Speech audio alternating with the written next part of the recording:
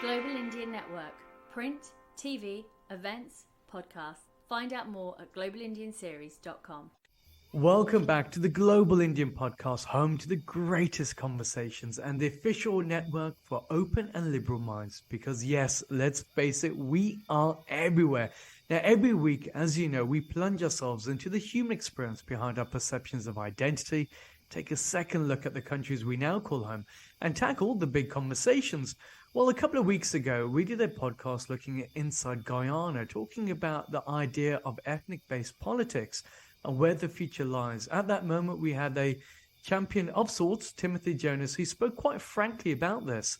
Well, it created an online storm with many conversations going back and forth in the comment section. We were then approached by the Government of Guyana saying, well, Rajan, in order to have the full perspective, we need to also have the right to reply. And I'm now joined on the podcast by a wonderful minister in Guyana who kindly gave her time and expertise to kind of guide me through the other narrative of what's really shaping the idea of Guyana, the way going forward, and more importantly, hit the nail on the head on some of the key issues that many of the audience were speaking about. So without further ado, I'd like to invite my next guest, Honourable Minister Gail Teixeira. But before then, a quick note from my dear sponsors. If you want to find out more about the Global Indian series, by the way, well, it couldn't be easier. Simply come to the website, which is www.globalindianseries.com. There you can listen to this podcast and the entire repertoire of discussions so far. Hi, this is Dharmesh Shingala, co-founder of Novus. At Novus, we believe technology leads the way for a meaningful change. We are on a mission to change the way corporations, governments, and institutions interact with information. Same as the Global Indian podcast, help people transform for a better future. Find out more on how we are inspiring global change, either at the Global Indian Series website or Novus website to learn more about our innovative software solutions. From our family to yours, I hope you enjoy the show. Thank you. My name is Chitra Stern, and I am a proud Global Indian Ambassador and CEO of Martiniale Resorts and Martiniale Residences. We pride ourselves on the journeys that define a community, and our developments bring people together. Did you know that over 70,000 people just like us call Portugal home? The Global Indian journey has brought people together in a meaningful way, and on behalf of all of us at Martiniale, we want to thank you for joining us in these remarkable conversations. We look forward to seeing you here in Lisbon post-COVID. Hi, my name is Divya and I'm co-founder of the Global Indian Podcast. Before you get to today's show, I've got a quick favour to ask.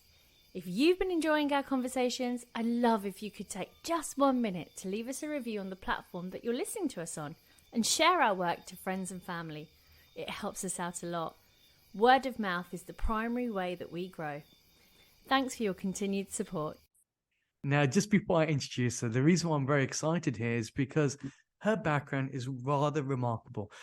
At the age of 19, she went to Canada and she was fighting against the whole apartheid regime in South Africa. She has been involved in politics for over 30 years, holding various ministerial roles, from that of Minister of Youth and Sports through to her current position there as Chief Whip. She's also delivered speeches in Guyana, looking at the rise of fundamentalism for financing, but also having a look at the softer sides of where Guyana is now heading into. So it's a rather important discussion that she's taken the lead for. So Gail, lovely to have you in the show. Welcome here. It's freezing in London, but as you told me, it's nice, warm and sunny in Guyana. I feel like we got off onto a really weird start there. Good morning, everyone, and good morning to your viewers. And thank you for having me on your program. And I hope the sun and warmth of Guyana will permeate the program and be able to warm you up in London, which I know you're having a very cold spell. So thank you. And I'm happy to be on the program as a Guyanese woman, as a Guyanese politician, to be able to shed a different perspective on Guyana. Absolutely. Well, I suppose the big question is, Gail, what does it mean to be Guyanese? What is that identity? To be Guyanese is to really be proud to belong to a country. As we say, our navel string is buried here because that's our old cultural practice, that when babies are born, we bury their umbilical cords, that we're tied to the land. This is an old tradition that has come to us from different parts of the world. As you know, our people came from different parts of the world as exploited by the colonizers. And so we are a kaleidoscope of different ethnic groups. No one ethnic group is in majority in the sense of over 50%. So in other words, we're a country of minorities. Everybody is a minority in Guyana, and my group is the minority of the minority. And so we are blessed as a country that is so diverse ethnically, so diverse with religion, and a very tolerant religious country of different views. A country that is diverse geographically and absolutely beautiful, and a country of different languages, our Amerindian languages, our Creole languages, and we're just very unique. We're not an island, we're mainland. So although we have some of the attributes of the Caribbean countries, we're also unique because we're on the mainland of South America. We're a very unique and special people and a very hospitable people. We like to meet people, and we like people to come to our country and see what it's like. And you're mean karaoke singers as well, from what I recall. So it's you've got the best of everything. Well, I can't. I don't have that attribute, I'm afraid. Well, Gail, coming into it, because I know one of the key issues that people came across when it came to Guyana, and I personally saw it as well when I went in, is we'll start at the beginning. A couple of years ago, you had the elections that took place in 2020. Yes. It was one of the most heated, contested elections in the history of Guyana, because it seemed that there was a count, then there was a recount, and everybody was up in arms saying that this is ethnic-based politics. Before we get into the question of ethnicity in Guyana, what happened at that moment in time? Why was there so much discrepancy over who won the elections? As you know, the elections were called because there was no confidence motion in December 2018. And according to our constitution, when a country falls, there must be an election in 3 months. The elections never took place until March 2020, which was 14 months later. Whilst the elections elections themselves were quite heated, they were not violent. And the thing is that the crowds that turned out to the rallies were free to attend. People were not threatened in many ways. I mean, the media played an important role in some cases of hyping up and trying to create ethnic divisions. However, the election day itself was peaceful. All the observers from the Commonwealth, the Organization of American States, United Nations, the European Union, all said it was a peaceful election. The problems came 3 days later, 2 to 3 days later, when the Guyana Elections Commission officials and the government tried to distort the results, because, we have statements of poll that are counted at the place of poll. Those statements of poll become the results of the election that is added up, total up, all over the country. So we have proof of what happened at every polling station. And so that became an issue where the GCOM, the Guyana Elections Commission officials, tried to change the results coming from particularly Region 4, which was the largest region. And that went on into finally a recount, which was finished. And then again, the GCOM officials refused to tabulate the results, to give the correct results of the recount. That went on for almost another month. So 5 months, elections were delayed. And although it was a very traumatic experience to go through, and one in which, as Guyanese, we're proud of the fact that democracy prevailed, because we were on the precipice.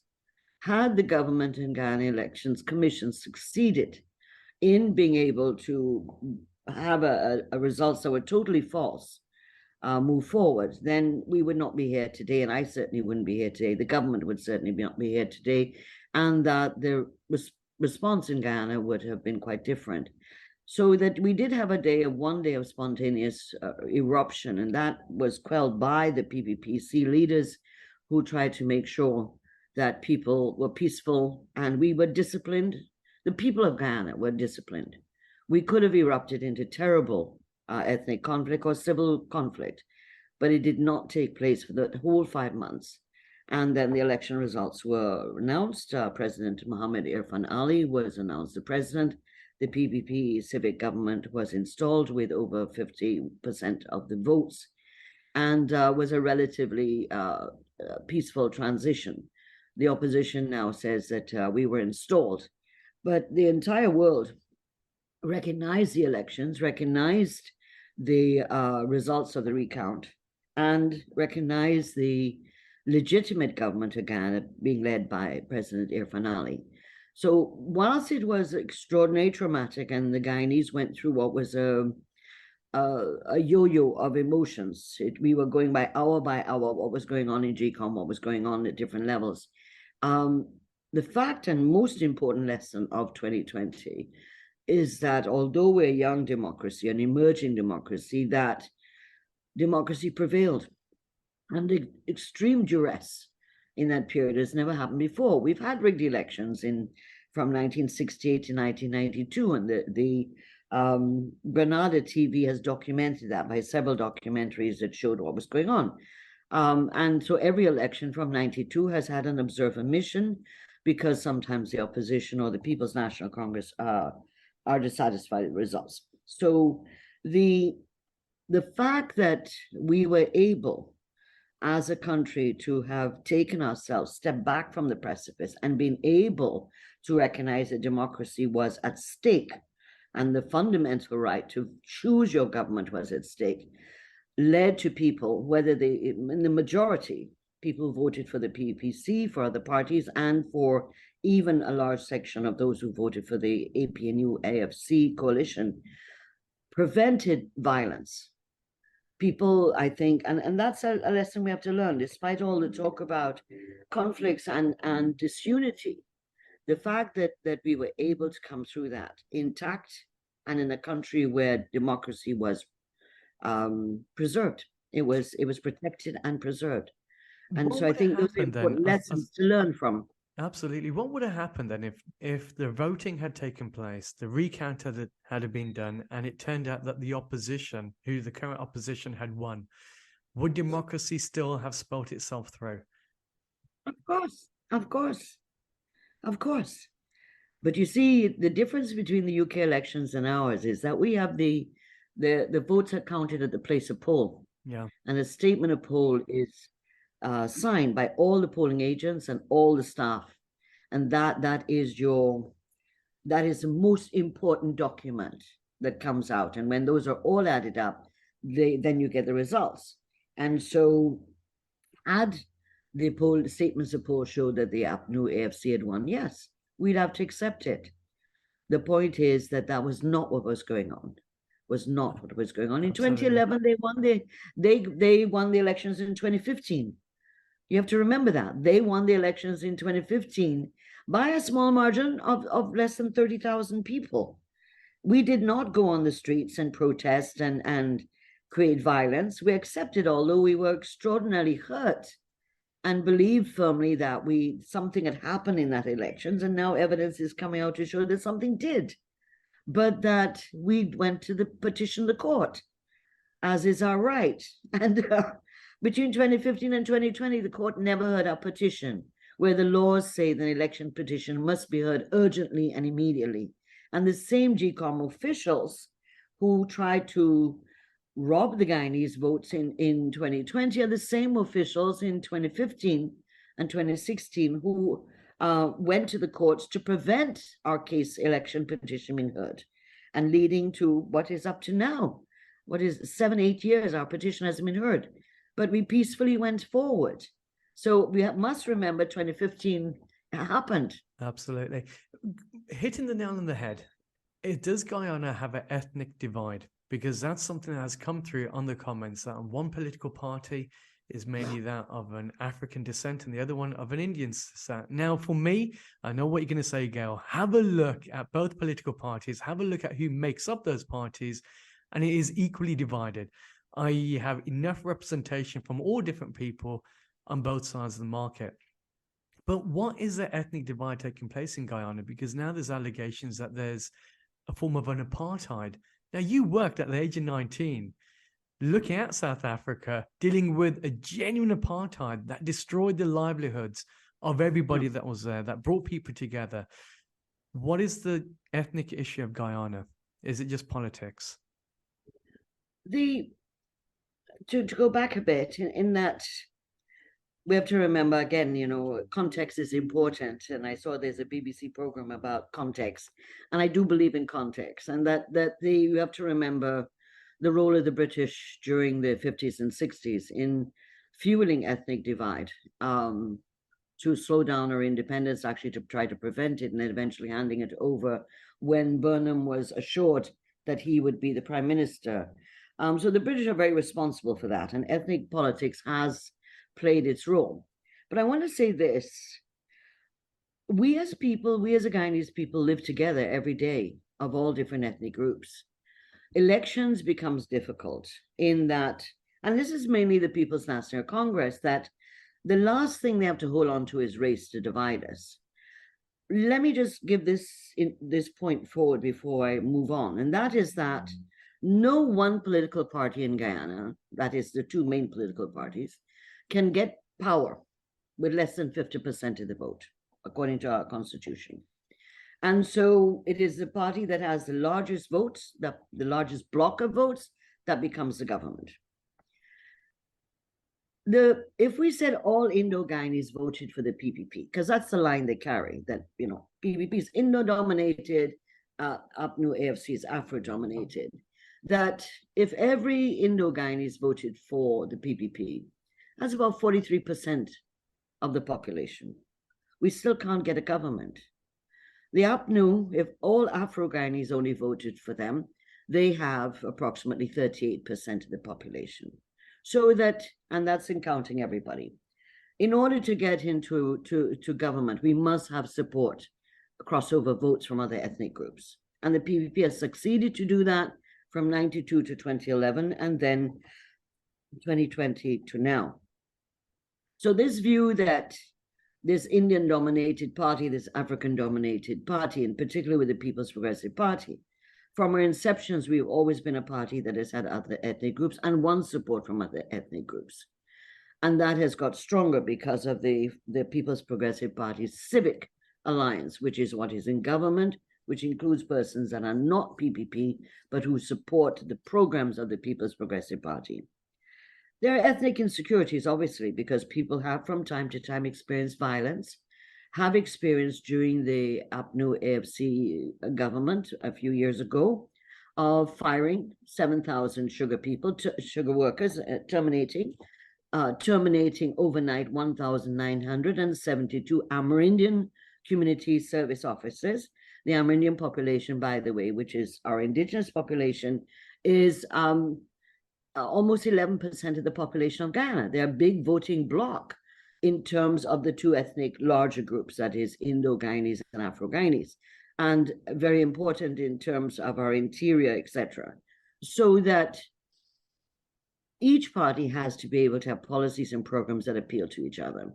The PPP successfully in 2020 won votes from different ethnic groups, and it shows in a variety of ways. Forget about those of us who sit in cabinet who represent different ethnic groups.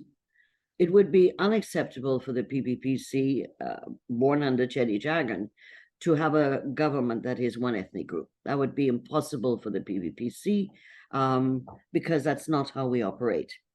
The ethnic insecurities have come about by a variety of things, as I pointed out historically, and also by political leaders, particularly in the opposition, who uses ethnicity. Their calls that Afro-Guyanese are victims, etc. But for 5 years they were in government. Thousands of people lost their jobs. Contractors who were Indo-Guyanese could not get work. And we produced that evidence when we were in opposition. And we fought our way back into government, not fight physically, of course. But now we're in government. Now we're in government. That's the proof of the pudding. What are our policies? Are they ethnic biased? Is there a state policy that says Indo-Guyanese first, Afro-Guyanese second? There's no such thing that is happening.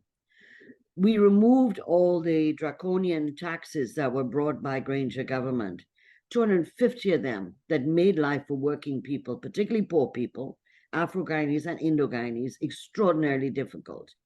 There were 30,000 people who lost their jobs during the 5 years that Granger was in government. We've had to try to create and to find jobs for people in terms of a number of social and economic programs. The procurement system was clogged up with the largest companies that supported and financed them. We've opened up, according to our laws, and that procurement is taking place at every community, every local authority, region, and the national levels and the ministries. Over 1,000 small contractors, small businesses have been created to do work at the community level. We do not have stratified communities that are one ethnic group and the other. We have communities that may be a larger number of one ethnic group, but we don't have, like in the 60s, one village after another being stratified by ethnicity coming out of the violence of the 1960s. So a number of the ethnic programs, all the relief programs of COVID and as a result of the global economic and fuel crisis, has been geared at reaching everyone. The COVID relief programs that went to every single household, the cash care programs that went to every single child registered in school, the housing programs where over 11,000 people have been able to have house lots in the government national program of all different ethnic groups. And their visuals, their newspapers, photographs of people getting their titles. We have the increases in salaries for the Guyana Defense Force and the police, the fire, who are majority Afro-Guyanese. The public servants are just getting an 8%, another increase of 8%, again, that are majority Afro-Guyanese. We have the recent announcement by the president to do with graduated increases for doctors, nurses, and allied health workers. This is, again, majority Afro-Guyanese. So the view that is being portrayed is totally incorrect. The housing programs exist in every single region of Guyana. And in every region, there are slightly different demographics to do with ethnicity. In regions, interior regions, majority is Amerindian. On the coastal belt, you have certain regions that are majority Indo-Guyanese, others that are majority Afro-Guyanese. And so the ethnic insecurities have been whipped up historically by elements in the media who are hostile, as well as those who would like, I believe, and this is my belief, to keep Afro-Guyanese separated and to believe that they're victims and not to get involved in any of the programs of the government. For example, the president, we as Guyanese and politicians believe we can go into any community, talk to people, have meetings, and so on. There's never been a view that you can't do that. Now, all of a sudden, you have communities where the APNUFC won the local government elections, who are saying the president has to have permission to go into the community to look at whether they have roads or whether they have housing programs or health programs. This is unacceptable. This has never happened in our country before. In fact, the apartheid that they're trying to set up is what they're doing, not us. So that there are elements, but luckily they're just a minority of those local authorities who are saying ministers can't come in here, president come in unless we approve, and we don't want any programs unless, you know, we give our permission. And yet you have people from those communities writing us and saying, we need our road, we need our community center, we need a better school, and we're responding to that. How interesting. So it's a winner-take-all mentality then, and if we don't win, and you know, therefore... And you know that we're talking about one Guyana. So the whole concept of one Guyana is philosophically very new. We've talked about one people, one nation, one destiny, but we've never talked about us as one Guyana. And how do you make that happen then, Gail? Because again, you've got this extraordinary background, over 30 years in politics, and politics is the study of people. Actually, it's more than that, but I'm glid you keep it to 30. People think I should say 15 years, Gail. 15 years in politics. Don't go too far. Don't go too far. Don't push it. But how do you create that one Guyana vision? How do you ensure that every Asian society sees that and believes in that? When you said, as you rightly mentioned, that the media is almost underpinning this division. You got political parties that are almost using people as fodder, as division, in order to get vote harvesting in. And I've also experienced it myself when I was in Guyana under Granger's government. The comments that made to me by ministers were absolutely appalling. Economic progress was based upon the arbitrary factor of one's skin color rather than having a look at what the numbers were. Yeah. But lest I digress, how do you create a one Guyana, especially when things are more divided than before? You know, it is fortuitous that we have a young president, Irfan Ali. We had a great leader with Chedi. We've been very blessed as a country and as a party. With Chedi Jagan, Janet Jagan, then Barajak Deu, Donald Ramatan, now we have Irfan Ali. And this is a young visionary leader. Our whole, let me just try to summarize it. And that this is the first time as a country since independence that we as Guyanese, the majority of Guyanese, regardless of their ethnicity, think that there's hope for Guyana. This is our golden era. This is our golden era. We can make it or break it, depending on what we do as a people, as a nation. And so this whole attitude of Guyanese is interesting. And as you said, I've been around for a while. We have gone around the Caribbean sometimes feeling like second-class citizens.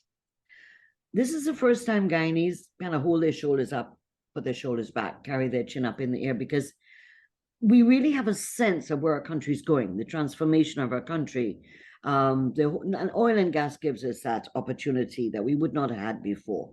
But the whole position we've taken on low carbon development strategy, the fact that we are trading in carbon services, that we are one of the carbon sinks for the entire world, et cetera, we are almost now recognizing who we are and what we have to offer, not just Guyanese, but the world.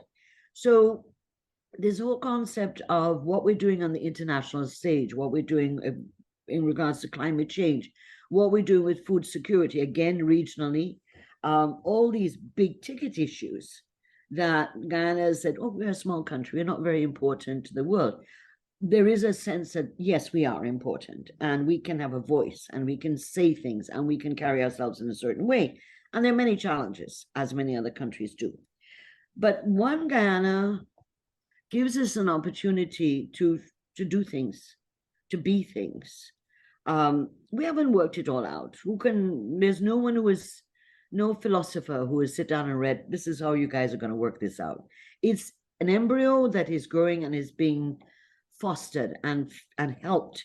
So the whole issue of the religious leaders being able to work together, to be able to have various religious festivals together, the whole issue of not accepting when the mayor of Georgetown says that the president wants to install a Muslim state in Guyana. The eruption yesterday when he said that was that the Christian churches, the private sector, a number of the Hindu organizations said, no. You're not going to introduce into this country religious intolerance. This is not how we've lived. And so they crossed the line. The whole area of men on mission, the whole idea of getting 1,000 men to come out and say, we're against violence against women. And when you look around, it's men of all different colors, of all different positions.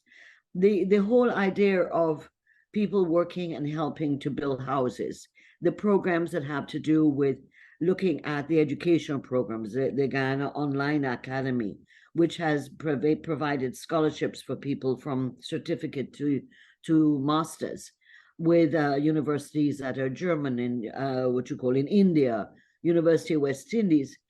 Majority of people are those who are doing the certificate program, but it's opening doors, and the majority of these people are women.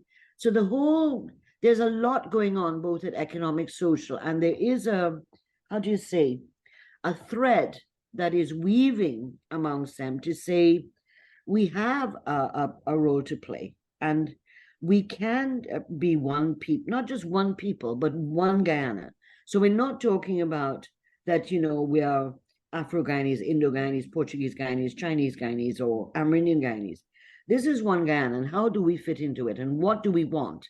And the whole idea of one democracy, rule of law, constitutional rule of law, our human rights, as well as socioeconomic development that benefits all the people, and that we're able to raise people out of poverty and give them opportunities to be able to make their lives better.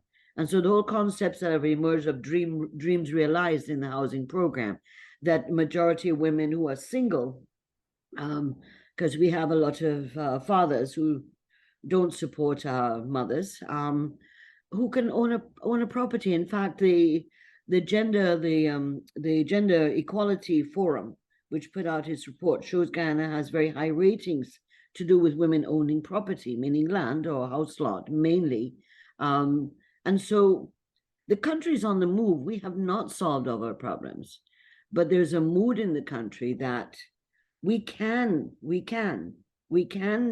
change our lives. We can make Guyana a model of a developing country that is able to resolve the inequities in our society, the disparities in our society between urban and rural and hinterland, between classes, between different religions or gender issues and stuff like that.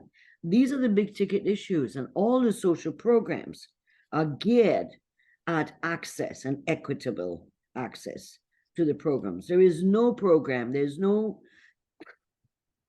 when the opposition talks about apartheid, I think it is just words that they're throwing around that are emotive, because apartheid means institutionalized racism. Yeah. And there's no institutionalized, again. Well, I was going to say, what's your biggest fear, Gail, then? Because you've seen Guyana's progression over the years, and I know that this is a feeling that there's a new Guyana. And yes, if we were to take the politics aside for a moment, every election comes in, it's always a new Guyana, it's a new start. Yes, we can. We've all heard the slogans before as well. On your side, what's your biggest fear? If things don't change, what could happen? Because we've seen large states, and again, for Guyana's example, from a 2 billion economy to a 22 billion economy because of oil. We've seen what's happening in places such as Angola, how oil, rather than being a blessing, has almost become an increasing divide, not of that of ethnicity, but of class, as you mentioned before. Absolutely. Those who do and those who do not. And we've seen the same example worldwide. What are the fears going through your head? There are many fears that I have. One, there are exogenous issues we can't control. So, I mean, we don't operate in islands that we can determine everything ourselves. And so, yes, there's oil and gas. There are issues of climate change. We have had almost all year rain when we're supposed to have seasons of dry and rain. This has caused tremendous impact on many communities.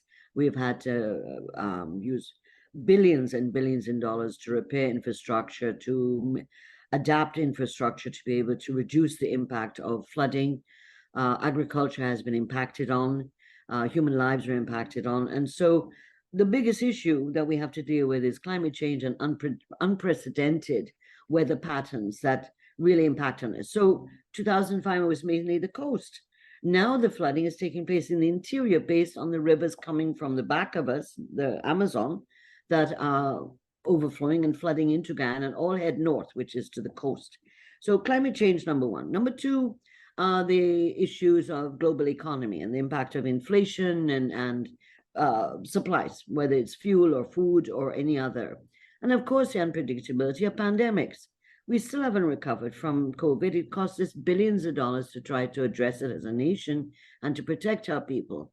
But it hasn't gone away. And all the predictions have to do with, we are probably going to face more of these pandemics as the world progresses. So those are exogenous factors that we may be able to look at. And of course, one of the exogenous factors has to do with our border issues. We're before the World Court with the issue of Venezuela. And so we choose a peaceful road. We have no big army. We have no big helicopters. We have no B-52 bombers. We have to choose the peaceful and legal road. Those are the exogenous issues. The internal issues then are correct in the terms of what are the challenges we face. We have been very careful to look at the experiences of other oil-producing countries. You named Angola, for example, Chad, other countries. And so our programs we have very transparent legislation to do with how the revenues that we're getting from oil have to pass through Parliament, has to be gazetted, so that every time we get revenues from oil, it's gazetted, it's public, it's announced, and then we go to Parliament to look at what can be used. We've set up mechanisms to monitor and to decide on how the oil revenues to be used, which are made up of non-government members and government members. So there are mechanisms of framework set in place to deal with the Sovereign Welfare Fund, or what we call our Natural Resource Fund. The challenges, of course, is that will people believe and will people follow the opposition in terms of division and creating further ethnic insecurities or fears? Obviously, that becomes an issue. And we had the crime wave in Guyana in 2002, 2008, that we know was political. It was not just a bunch of really horrible, dangerous criminals, but who were also supported by a political agenda that said kith and kin in regards to the persons who were leading the crime wave. Sorry, run me through that statement again. You said kiss and clean. What does that mean? Kith, K-I-T-H, yeah, and clean, meaning that it's our own. It's what the government then, the former president said, Mr. Hoyt, was that the persons who were leading the crime wave were kith and kin, and to stick with kith and kin, meaning that you stick with your own, and that the crime leaders, the gangsters, were called Liberation Movement, and that created a period of terror in Guyana between 2000 and 2008. If there's any period that was terror, it was that period. And so, would that be a possibility that if the certain elements in the opposition who are radicalized and who feel that they cannot win through the ballot box, as they couldn't in 2020, and tried to distort and to steal the results and prevent us having the declaration for over 5 months, if that group were to have their way or to be able to create momentum, then obviously they're a threat to democracy, not just to the PPPC, they're a threat to democracy, and they're a threat to the progress that our nation could make. At this point, they're not gathering momentum. They generally now, and the new leader opposition does not have the same weight or support as earlier opposition leaders. So they seem to be trying to create more an image internationally to hurt Guyana in regards to the statements of apartheid, racism, because we've also seen demonstrations in the streets in the US where people have been calling out, and that's a big thing. And I suppose for you as a minister, but also as a person from Guyana, how do you digest that? Because on one side, it affects your public diplomacy, that the world is now looking at you through a very different eyes. On the other side, people are looking at you saying, well, are you part of a racialized institution? Yeah, it's not easy. Let's put it that way. It's not easy personally. It's not easy personally because, especially when, we cultivate friends. We cultivate friends at the government levels. We have friends and work our president and the CARICOM leaders with President Biden and Vice President Kamala Harris, for example. But a lot of what is being said is to try to position the opposition to have support internationally, regionally, which they don't have in Guyana. So they're trying to accommodate at another level, which is what they've tried before during the crime wave by the accusations of race. The problem they face is this, and that's a reality, and it's hard to be able to explain that because it's a history. Indo-Guyanese basically and fundamentally have been the victims of discrimination in Guyana. We know from colonialism the discrimination against all ethnic groups that weren't white. The Portuguese that were brought from Madeira as indentured laborers were to be the buffer zone between the white colonials and the non-white African and Indian workers. But the issue is that under the PNC reign from independence right through to 92, Indo-Guyanese were terribly victimized. They could not get jobs in the public service. They could not, other than farming and low jobs, and the small businessmen and the business community was eventually killed by Burnham when they had the economy was state controlled 80% of the economy was controlled by the state between the 1970s and 1992. And so it's rather, how do you say, hard to swallow when we know, even in Granger's short 5 years in government, they fired thousands of public servants. Majority were Indo-Guyanese and Afro-Guyanese who dared to support the PPP, to be known to be PPP. So the level of discrimination that is there, we have facts on that. But we can't live in that. We can't constantly be talking about what they did to us from 1966 to 92. The number of people who emigrated to London and to Canada, our people were scattered throughout the world, mainly because of political and ethnic issues. And so we can't live in that era all the time. But when we are accused, then we have to answer. And so we don't want to live in that world where you're dealing with the ethnic issue as if it is the number one issue in Ghana. It is not the number one issue. Number one issue is ensuring that our people have access to health services, to education, to jobs, to businesses, our children have an opportunity to be able to go to get trained in university, etc., and an opportunity for us to create new economic and other opportunities for people, including investors, etc. But the idea of us looking at everything from an ethnic eye can be very debilitating in terms of second-guessing everything we do. They accuse us of Indo-Guyanese contractors are dominating and Afro-Guyanese contractors are marginalized. First of all, this is again catchphrases, because our procurement laws, and they're the most advanced in the Caribbean, state very clearly you have to go to tender. Here's the criteria you have to have, which is there by law and by regulations.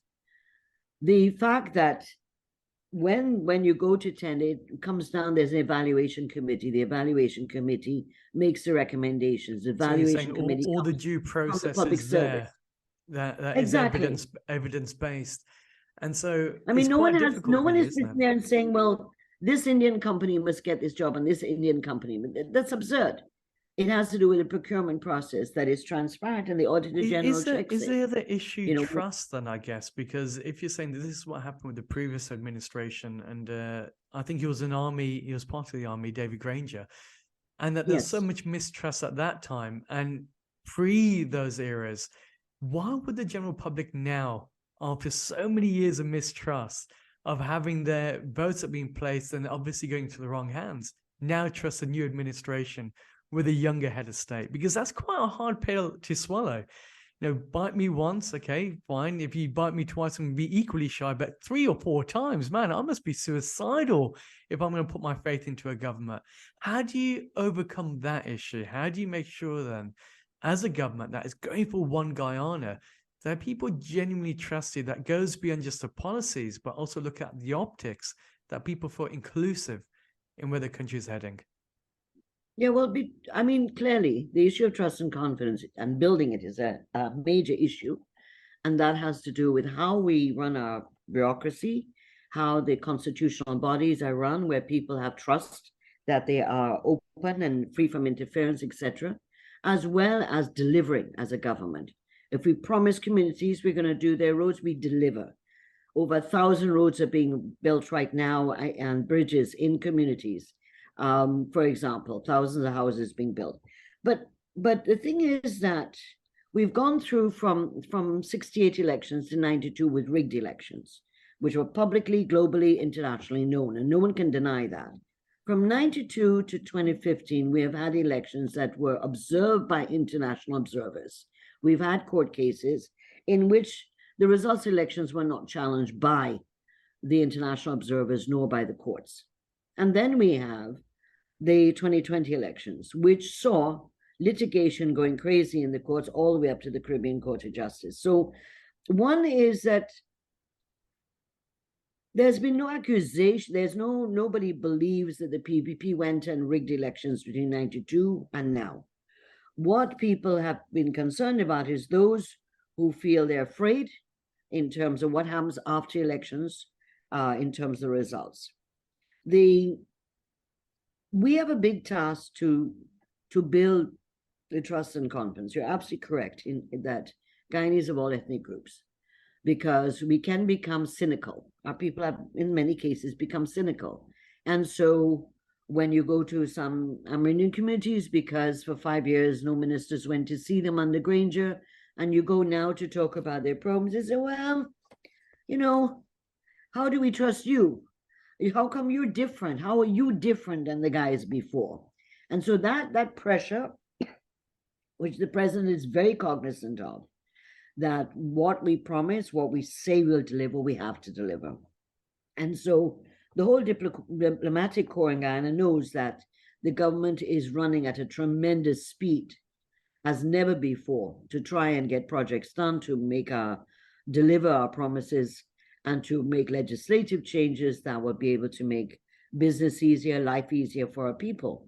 And so part of that building trust too was to have consultations on electoral laws that needed to be reformed to prevent ever again something like that would happen in March 2020 with just out of elections curiosity, officials taking over. With what happened in March 2020, obviously it sounds like something illegal took place. Is that correct? Yes. So why have there not been any arrests? Oh, again, you talk about, we have many elephants in the room that the opposition doesn't like to talk about. But just remember I talked earlier about her election petition that was put in 2015, after the 2015 election, that has not been heard up to now. 2020, after the 2020 elections, criminal charges have been brought against the senior officials of the Guyana Elections Commission who were involved in, one, trying to prevent the statements of poll being used, and even when the recount was done, refusing to use the recount figures to bring to the chairperson and the commission to adopt. So there are a series of people who are before the courts and been charged and are before the courts, including persons in the machinery that interfered with the database of the voters, including other staff. So those have gone before the court. Most of the cases not even started being heard. There are persons in the leadership of the APNUFC who are involved. They have been charged. They're before the courts. We have a commission of inquiry right now going on with jurists that are, two jurists from overseas, one from Guyana, that are holding a commission inquiry into what happened in the March 2020 elections. The evidence that is there, and they have live stream hearings of the persons giving evidence of what happened from March the 2nd onwards. And so there are many revelations, even for those of us who were involved in the March 2020 elections. There's certain revelations coming out that even we didn't know about. So persons have been charged. They're before the courts. There are many persons also charged to do with corruption that are before the courts, and many of the cases are not being heard as yet. So we are prepared to deal with those issues, but we need to have justice must be timely and must not be delayed. But surely timely is not 2 years on, heading towards a third year. It's I suppose that counts for a lot of trust within.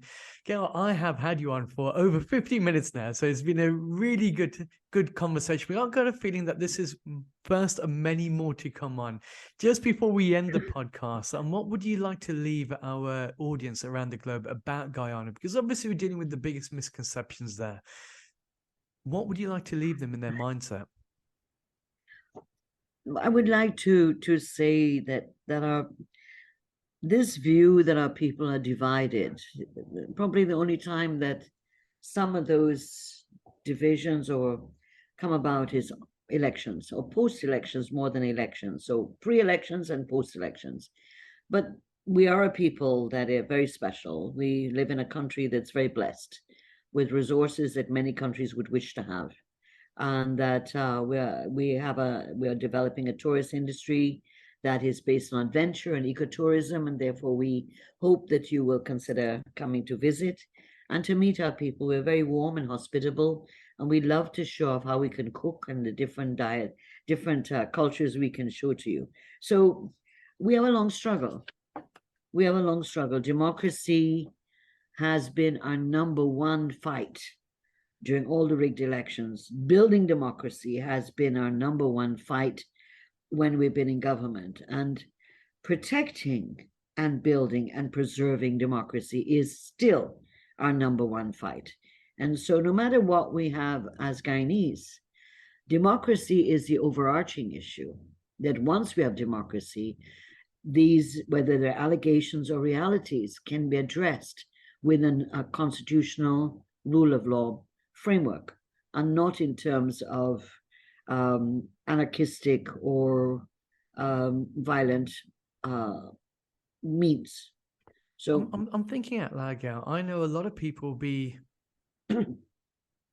curious to know which sides of the stories are the right side, because we've had yourself on, we've had obviously Timothy Jonas on, and many other people from Guyana. I think we had Jonas, the person who did the vote to no confidence many months ago. Yes. Would the government of Guyana be open enough to allow the team from the Global Indian Series to come in, to see for ourselves with our own eyes, with our own ears, and experience it, to see what Guyana truly is about? Personally, I say welcome, but I'm not in charge of that sector, so I leave it to my colleague minister. But we are not fearful of what we are doing. We are not fearful that that if what I'm saying, when you come, you'll find a different story. You'll see the country on the move, coming from the lowest place it was in 92. 92, we were the poorest country in this region, with the highest level of poverty of 61%. We were just a smidge above Haiti. And we struggled with we were the highest in debt per capita. We have come a long way through a very difficult, sometimes good, bad, ugly times. And we have been able to rise as a people and as a nation. And we will continue to do that. So we have been innovative in our solutions. We have sometimes not always agreed with the financial institutions on their models, but we've been able to come up with very innovative solutions to some of our problems. And those are ones that and there are other issues we still have to confront. But I think that Guyana is very unique, and I think it is worth coming and seeing people for ourselves. looking at it in a different way. Absolutely. Gail, it's been a pleasure to have you on. Thank you very much for your time. Thank you very much for giving me so much time. I really appreciate it. And sorry welcome. I can't bring you some sunshine from Guyana, but all the best to you. Well, that certainly is a very interesting discussion piece. The question is something that eludes many nations out there. How do you create a national identity, especially when you have different ethnicities that have been brought together? Guyana is a very interesting situation because acutely they're aware of the economic potential that the nation is going through. With big oil finds, big money, comes big issues. Can they get together and create this one idea of one nation, one destiny, one people, one future? It's going to be a remarkable time to look at this nation as the many months go past. And I look forward to being a partner in that discovery, because there's been many questions going back and forth. Now, on that note, this is your time. If you have a comment, which you normally do, especially when it covers Guyana, please let me know. You can either email me directly at rajan@globalindianseries.com or reach out to me via social media, or make a comment on the platform that you're listening on, whether it's YouTube, through to Spotify or Podbean. I'd love to hear your thoughts on this, and if you'd like to participate in a conversation surrounding the key issues that have been discussed, well, reach out. I'd love to hear your voice. As always, I hope all remains well as we continue our voyage of 50 Shades of Brown discussions around the globe. So until next week, stay well. Bye for now. Global Indian Network. Print, TV, events, podcasts. Find out more at globalindianseries.com.